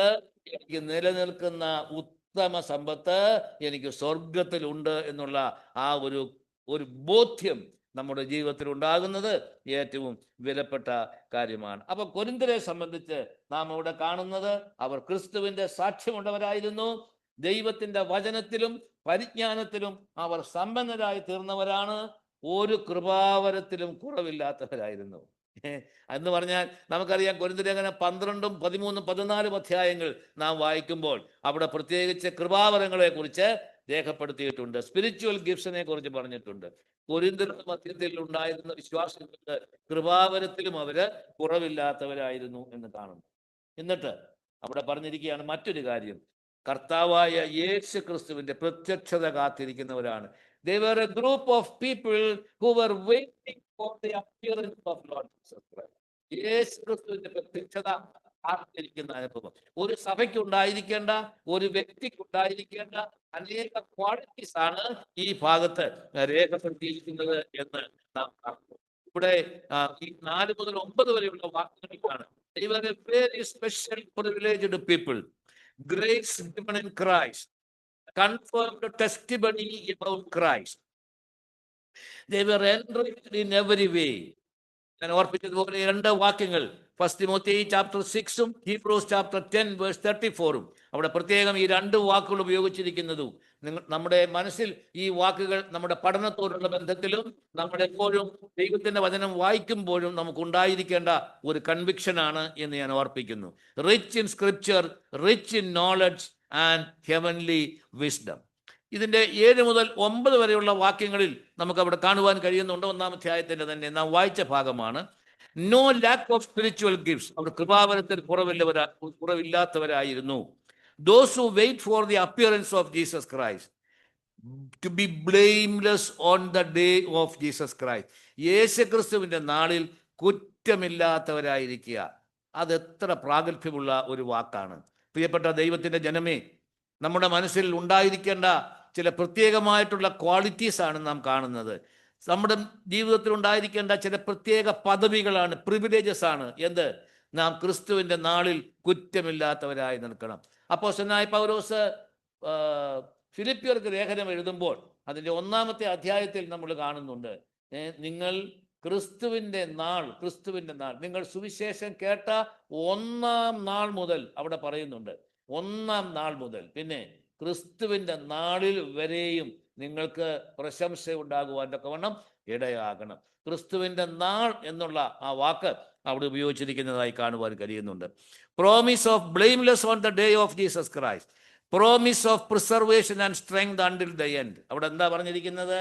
നാം അവിടെ കണ്ടു, നമ്മുടെ കർത്താവായ യേശുക്രിസ്തുവിന്റെ നാളിൽ, 8-ാമത്തെ വാക്യം, നമ്മുടെ കർത്താവായ യേശുക്രിസ്തുവിന്റെ നാളിൽ കുറ്റമില്ലാത്തവരായിരിക്കേണ്ടതിന് അവൻ നിങ്ങളെ അവസാനത്തോളം ഉറപ്പിക്കും. എന്താണ് ഈ അവസാനം? Until the end. Until the end, until the day of rapture, until the time of rapture. കുറ്റമില്ലാത്തവരായി ഈ ലോക ജീവിതത്തിൽ ദൈവത്തോടുള്ള സന്തോഷത്തിലും കൂട്ടായ്മയിലും ദൈവകൃപ അനുഭവിച്ചുകൊണ്ട് മുന്നോട്ട് നീങ്ങുന്ന ഒരു വ്യക്തിക്ക് ദൈവം കൊടുക്കുന്ന ഒരു വലിയ ഉറപ്പാണ്. എന്താണ്?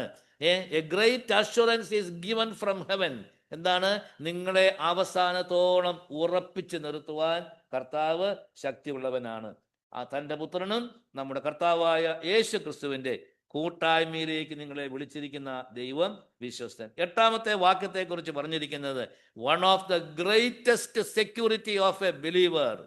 One of the greatest securities of a believer. ഒരു ദൈവവേദനെ സംബന്ധിച്ചിടത്തോളം ലഭിക്കുന്ന ഒരു വലിയ സംരക്ഷണമാണ്, സുരക്ഷിതത്വമാണ് ആ വാക്യം. എന്ത് അവിടെ പറഞ്ഞിരിക്കുന്നത്? One of the greatest security statement. കർത്താവ് നിങ്ങളെ ഉറപ്പിക്കുകയും അവസാനത്തോളം നിർത്തുകയും ചെയ്യും. ഇതിൽ കൂടുതൽ എന്ത് പ്രോമിസാണ് നമുക്ക് കർത്താവിൽ നിന്ന് ആവശ്യമുള്ളത്? Provided we are faithful to the Lord, provided we are keeping the testimony in our Christian life, God is faithful to keep us secure until the last, until the end. And God is faithful. കർത്താവ് വിശ്വസ്തൻ ആണ് എന്നുള്ളത്. ഇത്രയും qualities ഉണ്ടായിരുന്ന ഒരു Corinthian church. നമുക്ക് ഒരുപാട് കാര്യങ്ങൾ അവരിൽ നിന്ന് പഠിക്കാനുണ്ട്. 1 2 3 4 നമുക്കും ആഗ്രഹമുണ്ട് ഈ കാര്യങ്ങളൊക്കെ നമ്മുടെ ജീവിതത്തിൽ ഉണ്ടാകുവാൻ നാമും വളരെ ആഗ്രഹിക്കുന്നുണ്ട്. കർത്താവേ, കുറ്റമില്ലാത്തവരായി നിന്റെ സന്നിധിയിൽ നിൽക്കുവാൻ എനിക്കിടയാകണം. നിന്റെ സന്നിധിയിൽ ഞാൻ നല്ല സാക്ഷ്യമുള്ളവനായി ജീവിപ്പാൻ തക്കവണ്ണം എനിക്കിടയാകണം. അവിടുത്തെ സെക്യൂരിറ്റി എനിക്ക് പ്രോമിസ് ചെയ്തിരിക്കുന്നത് കൊണ്ട് നീ എനിക്ക് തന്നിരിക്കുന്ന പ്രഷ്യസ് പ്രോമിസസ്, വിലയേറിയ വാഗ്ദത്തങ്ങളെ എൻ്റെ ജീവിതത്തിൽ ഉറപ്പായി സൂക്ഷിക്കുവാൻ എനിക്ക് കൃപ തരണമേ എന്നുള്ള പ്രാർത്ഥന നമ്മുടെ ജീവിതത്തിൽ ഉണ്ടായിരിക്കണം. നമുക്ക് അടുത്ത ഭാഗത്തേക്ക് പോകാം. അവിടെയാണ് ഇവരുടെ കൃപാവരം ഇന്ത്യയെ ഇവരെങ്ങനെയൊക്കെ ആയിരുന്നു എന്ന് നമുക്ക് അടുത്ത ഭാഗത്തേക്ക്. ഇത്രയും കൃപാവരങ്ങൾ ഉണ്ടായിരുന്നവരുടെ മധ്യത്തിൽ ഒരിക്കലും ഉണ്ടാകുവാൻ പാടില്ലാത്ത പല കാര്യങ്ങൾ ഉണ്ടായി എന്നാണ് നാം കാണുന്നത്. 10-ാമത്തെ വാക്യം ഒന്ന് വായിച്ചാട്ടെ. സഹോദരന്മാരെ, നിങ്ങൾ എല്ലാവരും ഒന്ന് തന്നെ സംസാരിക്കുകയും നിങ്ങളുടെ ഇടയിൽ ഭിന്നത ഭാവിക്കാതെ ഏക മനസ്സിലും ഏക അഭിപ്രായത്തിലും യോജിച്ചിരിക്കുകയും വേണം എന്ന് ഞാൻ നിങ്ങളെ നമ്മുടെ കർത്താവായ യേശുക്രിസ്തുവിന്റെ നാമം ചൊല്ലി പ്രബോധിപ്പിക്കുന്നു. സഹോദരന്മാരെ, പൗലോസ് ഇടയ്ക്കിടയ്ക്ക് ശ്രദ്ധേയമായ ചില കാര്യങ്ങൾ പറയുമ്പോൾ, ചില നോട്ടബിൾ തിങ്സ് പറയുമ്പോൾ ഉപയോഗിക്കുന്ന ഒരു വാക്കാണ് സഹോദരന്മാരെ. കുറച്ചുകൂടെ നോട്ട് ചെയ്യേണ്ട പ്രത്യേകതയുള്ളതാണെങ്കിൽ താൻ പറയും എൻ്റെ സഹോദരന്മാരെ, ഇല്ലേ? കുറച്ചുകൂടെ അതിൻ്റെ ക്വാളിറ്റി കൂടുമ്പം എൻ്റെ പ്രിയ സഹോദരന്മാരെ താൻ പറയും. സഹോദരന്മാർ എന്താണ്? ഈ സഹോദരൻ എന്നുള്ള വാക്കിൻ്റെ അർത്ഥം എന്താ? സഹോദരൻ, ഞാൻ ഏതോ ബൈബിൾ സ്റ്റഡിയിൽ ഇവിടെ പറഞ്ഞിട്ടുണ്ട്. സഹോദരൻ എന്നുള്ള വാക്കിൻ്റെ വാച്യാർത്ഥം എന്ന് പറഞ്ഞാട്ടെ എന്താണ് അറിയാമോ? എന്തോ? യെസ്, സഹോദരന്മാർ എന്നുള്ള വാക്ക്, സഹോദരൻ എന്ന് പറഞ്ഞാൽ അതിൻ്റെ അർത്ഥം ഒരേ ഉദരത്തിൽ നിന്ന് ജനിച്ചവരെന്നാണ്. That shows the greatest relationship. ഒരു ശ്രേഷ്ഠമായ ബന്ധത്തെ കാണിക്കുന്നതാണ് ഒരേ ഉദരത്തിൽ നിന്ന് വന്നവർ.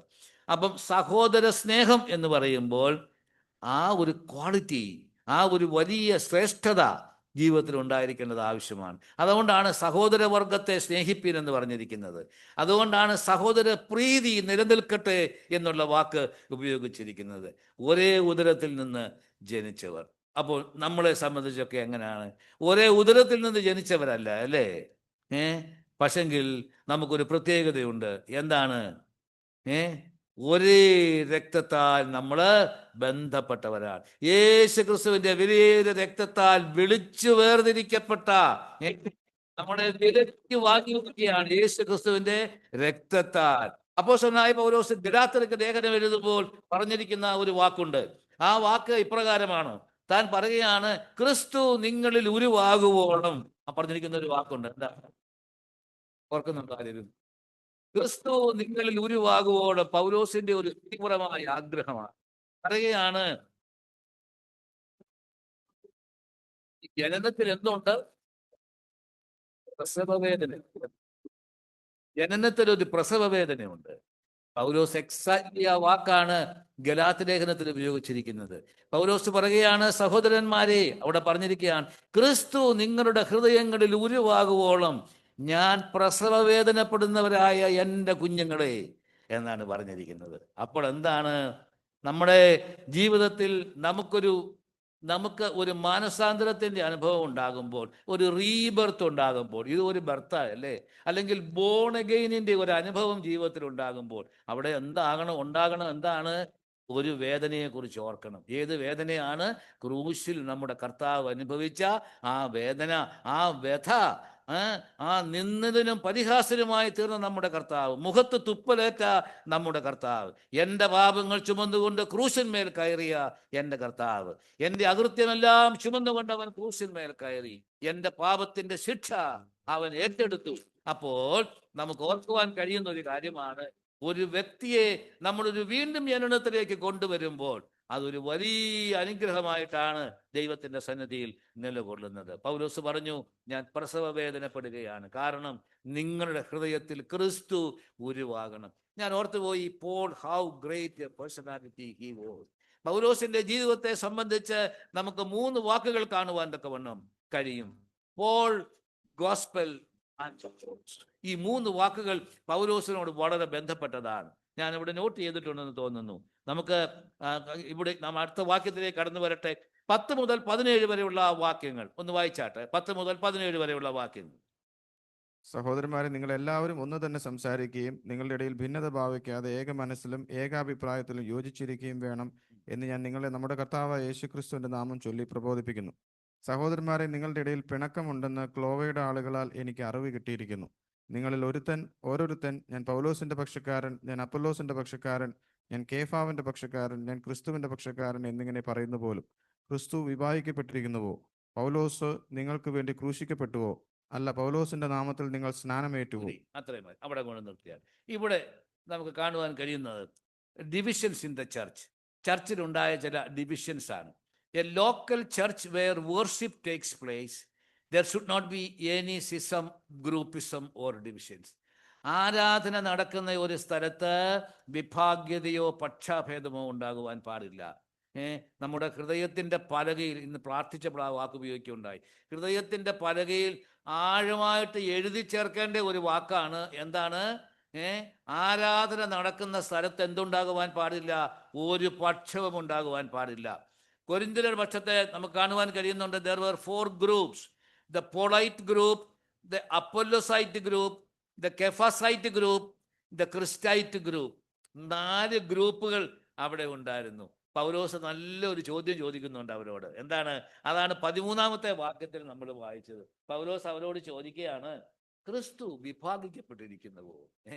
2, പൗലോസ് നിങ്ങൾക്ക് വേണ്ടി ക്രൂശിക്കപ്പെട്ടുവോ? അല്ല, പൗലോസിന്റെ നാമത്തിൽ നിങ്ങൾ സ്നാനമേറ്റുവോ? എന്ന് പറഞ്ഞിരിക്കുന്നത് നിങ്ങൾ ചെയ്യുന്നതെല്ലാം ക്രിസ്തുവിന്റെ നാമത്തിലാണ്, കർത്താവിന്റെ നാമത്തിലാണ് നിങ്ങൾ ചെയ്യുന്നതെല്ലാം. അതുകൊണ്ട് നിങ്ങളുടെ മധ്യത്തിൽ ഒരു വിഭാഗ്യതയും ഉണ്ടാകുവാൻ പാടില്ല, പക്ഷാഭേദം ഉണ്ടാകുവാൻ പാടില്ല. Perfect unity to be maintained in a Christian church. Perfect unity, പരിപൂർണമായിട്ടുള്ള ഒരു ഐക്യത നമ്മുടെ മധ്യത്തിൽ നാം കാത്തു സൂക്ഷിക്കേണ്ടത് ആവശ്യമാണ്. ഇവിടെ പറഞ്ഞിരിക്കുന്നത് joining together, otherwise complete breakup. That is what is going to happen. If there is no joining together, if there is no perfect unity, no doubt sooner or later there will be a complete burst, complete breakup will be there. അതുണ്ടാകുവാൻ പാടില്ല. അതുകൊണ്ടാണ് കൊരിന്ത്യർക്ക് ലേഖനം എഴുതുമ്പോൾ നാം ഈ കാര്യം ഇന്ന് രാത്രിയിൽ ഓർക്കുമ്പോൾ, നമ്മുടെ മധ്യത്തിൽ എന്തെങ്കിലും ഇതിന്റെ ഒരു വേരെങ്കിലും മുളച്ചിട്ടുണ്ടെങ്കിൽ, എബ്രായ ലേഖനത്തിൽ പറഞ്ഞിട്ടൊരു വാക്കുണ്ട്, കയ്പുള്ള ഒരു വേരും മുളയ്ക്കുവാൻ പാടില്ല. മുളച്ചാൽ എന്ത് സംഭവിക്കും? അടുത്ത വാക്ക്, കയ്പുള്ള വേര് മുളച്ചാൽ, ഓർക്കുന്നുണ്ടോ അതിന്റെ അടുത്ത വാക്ക്? കയ്പുള്ള വേര് മുളച്ചാൽ, വളരെ വളരെ പ്രശസ്തമായ ഒരു വാക്കാണ്, ഫേമസ് ആയിട്ടുള്ള ഒരു വാക്കാണ്. കയ്പുള്ള വേര് മുളച്ചാൽ കലക്കം ഉണ്ടാകും. കയ്പുള്ള വേര് മുളച്ചാൽ ഈ വേര് പെട്ടെന്ന് ഒരു വളവും ഇടണ്ട, ഒരു വളവും ഇടാതെ വളരെ വേഗത്തിൽ വളരുന്ന ഒന്നാണ് ഈ കയ്പുള്ള വേര്. കയ്പുള്ള വേര് മുളച്ച് കലക്കമുണ്ടാക്കിയാൽ, അടുത്ത വാക്ക് പറയുന്നുണ്ട്, കൊരിന്ത്യലേഖനത്തിലെ പ്രധാനപ്പെട്ട ഒരു വാക്കാ, ദുർനടപ്പുണ്ടാകും. ദുർനടപ്പുണ്ടാകും. Immorality will happen. നമ്മൾ വളരെ ശ്രദ്ധയോടെ ഓർക്കേണ്ടതാണ്. നാം ഈ ഭാഗം പഠിക്കുമ്പോൾ നമ്മുടെ ജീവിതത്തിൽ ഉണ്ടാകുവാൻ പാടില്ലാത്ത ഒരു വേരും ഉണ്ടാകുവാൻ അനുവദിക്കാതെ മുളയിലെ നുള്ളിക്കളയുവാൻ തക്കവണ്ണം നാം ശ്രദ്ധയോടെ സൂക്ഷിക്കേണ്ടത് ഏറ്റവും ആവശ്യമാണ്. അതാണ് ഈ ഭാഗത്ത് നമുക്ക് കാണുവാൻ കഴിയുന്നത്. ഞാൻ ഇവിടെ എഴുതിയിരിക്കുന്ന വാക്ക് ശ്രദ്ധിക്കുക, Paul, gospel and the cross. പൗലോസിന്റെ ജീവിതത്തെ ഏറ്റവും ആകർഷിക്കുകയും തൻ്റെ ജീവിതത്തോട് ചേർത്ത് താൻ അറ്റാച്ച് ചെയ്യുവാൻ ആഗ്രഹിച്ചതായിട്ടുള്ള ഒന്നാണ് നമ്പർ 1, ദ ഗോസ്പൽ. സുവിശേഷത്തെക്കുറിച്ച് എനിക്ക് ലജ്ജയില്ല. വിശ്വസിക്കുന്ന ഏവനും, അവിടെയും പറയുന്നുണ്ട്, ആദ്യം യഹൂദനും പിന്നെ യവനനും അത് രക്ഷയ്ക്കായി ദൈവശക്തിയാകുന്നു. പൗലോസ് പറയുന്നുണ്ട്, സുവിശേഷത്തിൽ ഞാൻ ആരാധിക്കുന്ന എൻ്റെ ദൈവം. സുവിശേഷം, gospel was everything for him. തൻ്റെ ജീവിതത്തിൽ സുവിശേഷത്തിന് വേണ്ടി ഏത് നിലയും ഏത് വിലയും കൊടുക്കുവാൻ താൻ സന്നദ്ധനായിരുന്നു. നാം വായിക്കുന്നുണ്ട്, ഞാൻ സുവിശേഷത്തിൽ ഒരു പങ്കാളിയായി തീരേണ്ടതിന് വേണ്ടി ഞാൻ എല്ലാം സഹിക്കുവാൻ തക്കവണ്ണം സന്നദ്ധനായിട്ട് മുമ്പോട്ട് പോയി എന്നാണ്. യവനന്മാരെ നേടേണ്ടതിന്, യഹൂദന്മാരെ നേടേണ്ടതിന്, സുവിശേഷത്തിന് വേണ്ടി അവരുടെ ലെവലിലേക്ക് താഴുവാൻ തക്കവണ്ണം ഇടയായ ഒരു പൗലോസിനെ നമുക്ക് കാണുവാൻ കഴിയുന്നുണ്ട്. ഏതെങ്കിലും നിലയിൽ സുവിശേഷത്തിന് വേണ്ടി ഒരു വ്യക്തിയെ കൊണ്ടുവരുവാൻ, സുവിശേഷത്തിൻ്റെ സന്ദേശം കേൾപ്പിക്കുവാൻ പൗലോസ് എപ്പോഴും ശ്രദ്ധിച്ചിരുന്നു എന്നുള്ളത് നാം കാണുവാൻ കഴിയുന്നുണ്ട്. ഇന്ന് രാത്രി നമുക്ക് ഓർക്കുവാൻ കഴിയും, സഭയിൽ അല്ലെങ്കിൽ നമുക്ക് ഈ ലോകത്തിൽ നിന്ന് തന്നെ ഒരുപാട് കാര്യങ്ങൾ ദൈവത്തിൻ്റെ ആത്മാവ് നമ്മെ പഠിപ്പിക്കുന്നതായിട്ട് നാം കാണുന്നുണ്ട്. എന്താണ്? നാം ഈ കഴിഞ്ഞ ദിവസങ്ങളിലൊക്കെ, ഞാൻ ഓർത്തു, രാഷ്ട്രീയ മണ്ഡലത്തിലേക്ക് എൻ്റെ ചിന്ത ഇന്ന് പകർക്കാനും ഒന്ന് കടന്നുപോയി. നാം നമ്മുടെ മുക്കിലും മൂലയിലും ഒക്കെ കാണുന്ന ഒരു ചിത്രം ഉണ്ടായിരുന്നു, ഇല്ലേ? ആ ചിത്രം എങ്ങോട്ട് തിരിഞ്ഞാലും ആ ചിത്രം കാണാം. അതിൻ്റെ അടിയിൽ ഒരു അടിക്കുറിപ്പുണ്ട്. എന്തായിരുന്നു? വേറെ ആരുണ്ട്? മറ്റാരുണ്ട്? ഇല്ലേ? ക്യാപ്റ്റൻ അല്ലാതെ മറ്റ് ആരുണ്ട്? ഈ ചോദ്യം കഴിഞ്ഞ ഒരു 3-4 ആഴ്ചകളായിട്ട് നമ്മൾ കണ്ടും കേട്ടും കൊണ്ടിരിക്കുകയായിരുന്നു. വേറെ ആരെങ്കിലും ഉണ്ടോ? ഉണ്ട്. കഴിഞ്ഞ ദിവസം അത് തെളിഞ്ഞു. വേറെ ഒരാളല്ല, 1000 പേരുണ്ട്. ഇതാണ്. അപ്പൊ നമ്മൾ ഒരിക്കലും ഒരു പരിധിക്ക് അപ്പുറം നമുക്ക് വെച്ചിട്ടുള്ള പൊസിഷനിൽ നിന്ന് ആരും ക്യാപ്റ്റനായിട്ട് ഉയരുവാൻ സഭാരംഗത്ത് ആഗ്രഹിക്കരുത്. സഭയിൽ നാം ആയിരിക്കുമ്പോൾ നമുക്ക് തന്നിരിക്കുന്ന സാഹചര്യത്തിൽ, ഞാൻ പച്ച മലയാളത്തിൽ പറയട്ടെ, അടങ്ങി ഒതുങ്ങി സന്തോഷത്തോടെ ദൈവം തരുന്ന സാഹചര്യത്തിൽ, ദൈവം തരുന്ന സന്തോഷത്തിൽ സന്തോഷിച്ചുകൊണ്ട് മുന്നോട്ട് പോകുവാൻ നമുക്കിടയാകണം. ക്യാപ്റ്റൻ എന്നുള്ള വാക്കിന്റെ തന്നെ അർത്ഥത്തിനകത്ത് ക്യാപ്റ്റന്റെ അവിടെ ഒരു കാര്യമുണ്ട്. എന്താണെന്നറിയാമോ? Captain will always try to capture. അതാണ് കാണുന്നത്. ക്യാപ്റ്റന്റെ രീതി എന്ന് പറയുന്നത് പിടിച്ചെടുക്കുക എന്നുള്ളതാണ്, ക്യാപ്ചർ ചെയ്യുക എന്നുള്ളതാണ്. അപ്പൊ അത് സഭാതലത്തിൽ ഉണ്ടായി കഴിഞ്ഞാൽ വല്ലാത്ത ക്ഷീണം പകരുന്ന ഒരവസ്ഥയാണ് എന്നുള്ളത്. ഈ ക്യാപ്റ്റൻ, നമുക്ക് കഴിഞ്ഞ ദിവസം നമ്മൾ കണ്ടു, ഈ ക്യാപ്റ്റനെ കുറിച്ച് പറഞ്ഞിരുന്നത് എന്താണെന്നറിയാമോ? അവിടെ പറഞ്ഞിരുന്നത്, ഈ കപ്പൽ ആടി ഉലയത്തില്ല. ഈ ക്യാപ്റ്റൻ ഇതിലുണ്ടെങ്കിൽ ഈ കപ്പൽ ആടി ഉലയത്തില്ല എന്ന് പറഞ്ഞു. ആടിയുമില്ല, ഉലഞ്ഞുമില്ല. പിന്നെ എന്ത് ചെയ്തു? കംപ്ലീറ്റ് ആയിട്ട് മുങ്ങിപ്പോയി. കപ്പൽ is not at all there. അതാണ് സംഭവിക്കുന്നത്. അതുകൊണ്ട് എന്താണ്? നമുക്കൊരു ക്യാപ്റ്റൻ ഉണ്ട്. നമ്മുടെ ക്യാപ്റ്റൻ ആരാണ്? നമ്മുടെ അമരത്ത് തടയണ വെച്ച് ഉറങ്ങുന്ന ഒരു കർത്താവ്. മത്തായി സുവിശേഷത്തിൽ നമ്മൾ വായിക്കുന്നുണ്ട്, കാറ്റും കടലും ഇളകി ശിഷ്യന്മാര് പരിഭ്രാന്തരായി. അവർ ചോദിക്കുന്നുണ്ട്, നാഥാ, ഞങ്ങൾ നശിച്ചു പോകുന്നതിൽ നിനക്ക് വിചാരമില്ലയോ എന്ന് ചോദിക്കുന്നുണ്ട്. ക്യാപ്റ്റൻ എഴുന്നേറ്റു, ക്യാപ്റ്റൻ ഉണർന്നു. ക്യാപ്റ്റൻ പറഞ്ഞു, അല്പവിശ്വാസികളെ, നിങ്ങൾ എന്തിന് ഭയപ്പെടുന്നു എന്ന് ചോദിച്ചു. ധൈര്യമായിരിക്കാൻ പറഞ്ഞു. അവ നമ്മുടെ ക്യാപ്റ്റൻ നമ്മുടെ കർത്താവ് മാത്രമായിരിക്കട്ടെ. ഈ ജീവിതയാത്രയിൽ ഇന്നയോളം നമ്മുടെ ഈ കപ്പലിന് അല്ലലും ഉലച്ചിലും ഒക്കെ ഉണ്ടായി. എന്നാൽ നാം ചിന്തിക്കേണ്ട കാര്യം, അതിന്റെ മധ്യത്തിൽ കപ്പൽ പോകാതെ വണ്ണം യാത്രയിൽ കൊണ്ടുപോകുന്ന നമ്മുടെ കർത്താവ് ജീവിക്കുന്നതോർത്ത് നമുക്ക് സ്തോത്രം ചെയ്യാം. ഈ കർത്താവ് നമ്മെ ഒരിക്കലും തള്ളിക്കളകയില്ല. When we are in trouble, when we are in temptation, His touch will be sufficient for us to move on. നമ്മുടെ സ്പർശനം നമ്മുടെ ജീവിതത്തിൽ ഉണ്ടാകുവാൻ കർത്താവ് പൂർണ്ണമായിട്ട് സഹായിക്കും. ദൈവം നമ്മെ ആ നിലയിൽ അനുഗ്രഹിക്കുകയും സഹായിക്കുകയും ചെയ്യുമാറാകട്ടെ എന്ന് ഞാൻ ആഗ്രഹിക്കുന്നു. ഒരുപാട് കൃപാവരങ്ങൾ ഉണ്ടായിരുന്ന കൊരിന്തിലെ സഭയിൽ ഒരുപാട് പ്രശ്നങ്ങൾ, വിഭാഗീയതയ, പക്ഷം എല്ലാം ഉണ്ടാകുവാൻ തക്കവണ്ണം ഇടയായി. ആ നിലയിൽ നമ്മുടെ ജീവിതത്തെ ഇതുമായിട്ട് താരതമ്യപ്പെടുത്തി ചിന്തിച്ചിട്ട് വളരെ വ്യക്തമായിട്ടുള്ള, വിശുദ്ധമായിട്ടുള്ള ഒരു സെപ്പറേറ്റഡ് ലൈഫ്, ഒരു വേർപെട്ട ജീവിതം നമുക്ക് നയിച്ചുകൊണ്ട് കർത്താവിന്റെ പ്രസാദം തേടുന്നവരായി ഇരിപ്പാറ്റത്തോളം ദൈവം നമ്മെ എല്ലാവരെയും സഹായിക്കട്ടെ എന്ന് ഞാൻ ആഗ്രഹിക്കുകയും പ്രാർത്ഥിക്കുകയും ചെയ്യുന്നു. കർത്താവ് അനുവദിച്ചാൽ അടുത്ത ആഴ്ചയിൽ അതിൻ്റെ അടുത്ത ഭാഗം നമുക്ക് ചിന്തിക്കാം. 1-ാം അധ്യായത്തിൽ നിന്ന് ഇത്രയും കാര്യങ്ങൾ ഇന്ന് ഒരുമിച്ച് ചിന്തിപ്പാൻ ദൈവം നമ്മെ സഹായിച്ചു. നാം എപ്പോഴും ക്രിസ്തുവിൽ സമ്പന്നരായി നിൽക്കുവാൻ, ക്രിസ്തുവിലുള്ള സന്തോഷം നമ്മുടെ ജീവിതത്തിന്റെ ബലമായിരിക്കാൻ, ആ നിലയിൽ നാം അനുഗ്രഹിക്കപ്പെട്ടവരായി കൊരിന്ത്യലേഖന പഠനത്തിൽ കൂടെ മുമ്പോട്ട് കൊണ്ടുപോയി ദൈവത്തിന്റെ ഹിതം നമ്മുടെ ജീവിതത്തിൽ നിറവേറ്റുവാനുള്ള അദമ്യമായ താല്പര്യവും സന്തോഷവും നമ്മുടെ ജീവിതത്തിൽ ഉണ്ടാകട്ടെ. കർത്താവിന്റെ വലിയ നാമം ഇന്നും എന്നേക്കും വാഴ്ത്തപ്പെടുമാറാകട്ടെ. ആമേൻ.